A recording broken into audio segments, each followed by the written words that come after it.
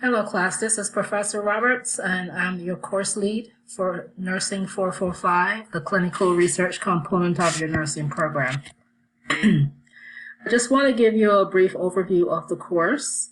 I'm the course lead, but I'm also working with a group of highly qualified faculty members, and each of you will be assigned nursing faculty.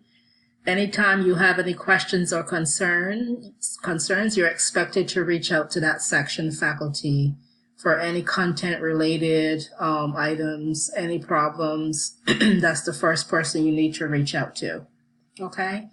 So this is not your first course in Canvas. It's not your first course in the program.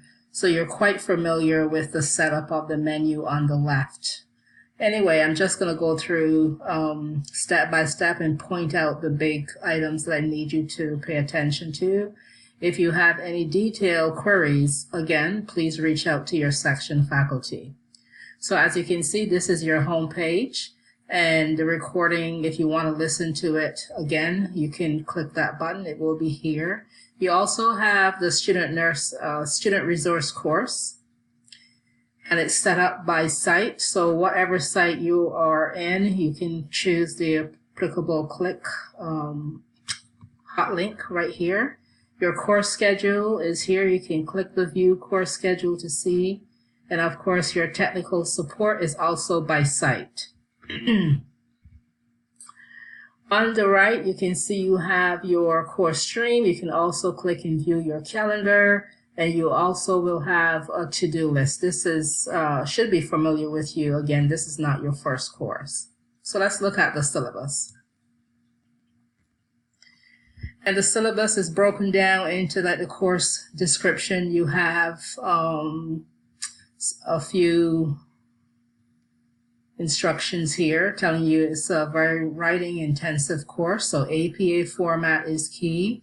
Each of you received an APA text when you first came into the program.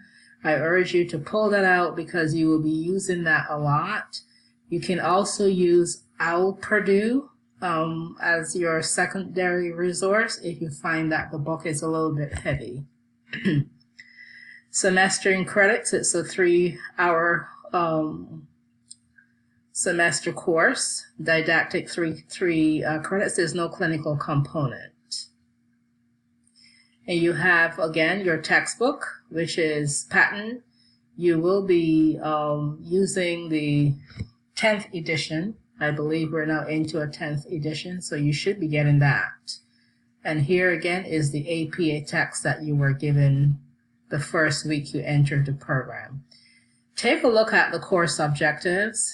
This is pretty significant for any course. It tells you that at the end of the course, these are the things that you should be able to say, I met these goals, I met these outcomes. As you go through the course, you should also be looking at these and see if you're coming up with the correct measurements. The learning activities, you have discussion posts, you have a lit review, first and second submission. You will be doing a proposal. You will critique an article using a PowerPoint format. There's no group work in this course. And here's the breakdown of what your activities will score.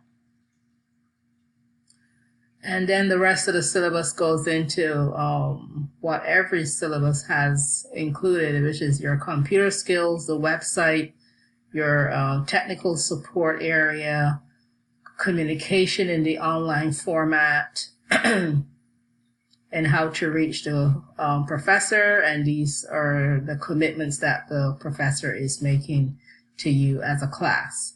Policy statements, again, this is nothing new for you. And the grading scale is as it is here, okay? The rest of the syllabus just goes into course summary and due dates. Modules, our college, as you are well aware, every week is a module. So module 1, week 1, module 2, week 2, and on and on. Take a look at all of the modules and see, get familiar with what each module is asking you to do, so that you can reach out to your faculty early and in a timely fashion. Don't wait until the last minute until you have a question 2 hours before the assignment is due. That's not very fair to the professor, and more than likely you possibly will not get a response from that professor an hour or 2 hours before an assignment is due. That's kind of late. So you have all of the assignments available. Go through, take a look, make a plan, get a piece of paper, plot out what you need to do, start thinking about the topic that you would like to use as your lit review. The lit review is a nursing topic. It could be nursing policy, it could be nursing practice, it could be something in healthcare, but it should be nursing related because this is a nursing course. So of course, if you want to talk about infection and all the new and innovative strategies for infection control, that's okay, but you need to bring it back to nursing. How is nursing helping with that? What role does the nurse play? And your articles should have something to do with nursing. It should have some sort of nursing component. Again, your section faculty will help you with that. Right under modules, we have assignments. And again, it's just another way of breaking down your learning activities. So whether you go to modules or assignments, it comes up the same, okay? Your discussions, once you click on the discussions, you should be able to see what the topic of the discussion is. Read the discussion instructions thoroughly. Also take a look at the rubric. If you want to maximize your point value, if you just come up with 2 or 3 replies, you're not going to be getting 100%. So you need to maximize your engagement and maximize your peer responses. So take a look at the rubric, get familiar with that. Maximum response according to the rubric is 5, but if you want to do more, certainly do more. Every discussion should have in-text citation, and the in-text citation should match the reference. So if you're going to be using a reference, a scholarly reference that's written by Griffin and Griffin, somewhere in your discussion post, you should have what is it that Griffin and Griffin stated, or what are they referencing to support your argument, to support your statements. And then, of course, use your APA so that you can do the in-text citation and formulate your references correctly. Grades, this is where you can check your grades. The People tab is where you can see who is in your section. You will also see me listed here as the course lead if I am not your section educator. You will see me listed as the course lead. You'll also see your section faculty listed as well. Library, the Utica Online Library is an excellent resource. That's where you can find so many evidence-based and scholarly journals, articles that can support your work. Please refrain from using websites such as Wikipedia, Monster.com, and a whole host of other websites that are written really for lay people.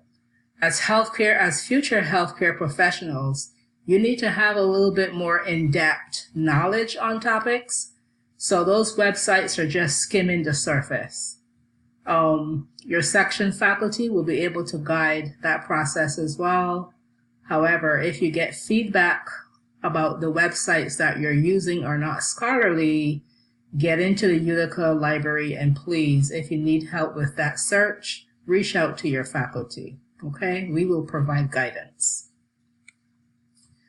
Smart Thinking is a program that's virtual tutoring. So if you need help in how to formulate your papers, if you need someone to proof your papers before you do a final submission, the Smart Thinking organization has very highly qualified educators in every field. So if you want someone to look at your leadership paper, if you want someone to look at your scholarly document or your topic that you're trying to work on, you just want a second pair of eyes, open up the Smart Thinking, get an account going, and submit. You have to submit pretty early because it's first come, first serve, or you can set it up by appointments. I would say go ahead and do an appointment. That way you're guaranteed that you'll be meeting with that individual and getting some feedback. Again, do not wait until the last minute. Let's see, any big things here. Your calendar, again, you should be quite familiar with the calendar. The inbox is where you can send messages to the professor.